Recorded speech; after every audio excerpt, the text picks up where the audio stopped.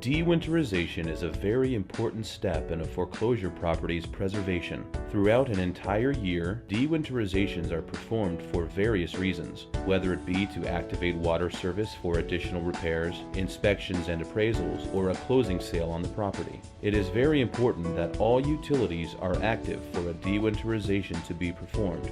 The property must be heated when water is turned on to ensure that no potential freeze issues occur. A dewinterization is the process of removing any signs of a previous winterization performed on the water supply system. This includes removing winterization stickers and signage, reintroducing water to the supply lines and the hot and cold supply system, clearing any fixtures and drain lines of antifreeze, energizing the hot water heater, and activating the furnace.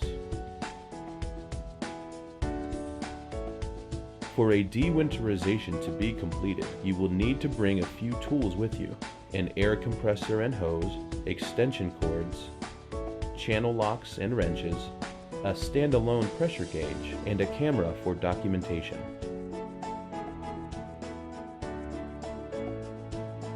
When dewinterizing a property, the first step is to pressure test the water supply system to determine if there are any damaged fixtures, valves, or supply piping. Shut off each valve and stop all sink fixtures, toilets, appliances, and any other plumbing hookups. Next, pressurize the system using the compressor, hose, and standalone gauge. Most commonly this is done at the washer box, but can be connected up to any available valve on the property's interior. Never hook a pressure test up to an outside faucet. Most are frost-free and contain a check valve that will not allow water or air to pass, giving a false reading to the air test. Once the test equipment is connected, pressurize the system to 35 psi and verify that it holds pressure for 30 minutes. If the pressure drops at all during this time, it is important that leaks be found, documented, and reported, and that a cost estimate is provided. If the pressure test held 35 psi for 30 minutes, it is time to restore the water service to the property. Depending on the water source, different steps will need to be taken. When a property has a well system, all the components including but not limited to the pump, pressure tank and gauge, water softener, and brine tank will all need to be reconnected to the house's water supply piping. Make sure that all electrical components are correctly wired to the well pump and pressure gauge, and energize the breaker for the well pump. It may take some time to fill the pressure tank, and the system may go through several cycles before it satisfies the pressure switch and stops running. When a property has a public water supply, most commonly it is found in a basement or utility room. Simply hook the water meter to its provided spuds and tighten. Be sure to use rubber gaskets with the spuds. Once the water supply has been reconnected, slowly introduce water to the system by turning the main water valve on. Walk around the property and open and close all fixtures to remove any air still in the system. Be sure to flush toilets and run water through all drain traps to remove all antifreeze from the winterization. Once the water heater is filled, light the pilot if it runs on gas, or energize the breaker at the panel if electric. It may be necessary to take the cap off at a gas line dirt leg and bleed out air to get gas to the water heater. If applicable, be sure that the unit lights and heats properly. If there are any issues, report and document them with pictures. If the furnace is gas or oil, light the pilot if it is a standing pilot system, or energize the breaker at the panel if electric. Again, the gas lines may need bled if the property has been vacant. Use extreme caution when doing this, and make sure no open flames are present. Otherwise, light the pilot following the instructions located on the unit itself. Locate the thermostat and set it to 55 degrees. If it is an electric furnace with a heat pump, set the thermostat on regular heat, unless the exterior temperature is below 30 degrees, then set it on emergency heat.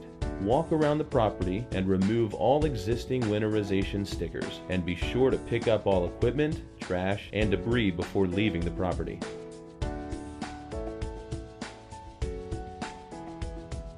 You may encounter plumbing systems with a variety of issues while at a property. Damages, theft, and all other complications need to be reported. Upon arrival, if it is evident that supply drain piping has been stolen, be sure to get a linear footage estimate of what was damaged or removed. While pressure testing a system, it is important before activating the water to note if there are any leaks in the system. If the pressure test does not hold, be sure to determine an approximate leak count or fixture replacement, get proper photos of repairs needed, and report the damages. In winter months, when temperatures drop below zero and the property was not properly winterized, it is possible that serious damage to the plumbing systems might have occurred. This might show a false pressure test passing due to a frozen blockage in the supply lines. It is dangerous to the integrity of the property if water is turned on in this situation. If you notice that the system has been or is frozen, it's important to report and document the findings. You may be required to give a cost estimate for repairs and to properly winterize the system when the repairs are completed.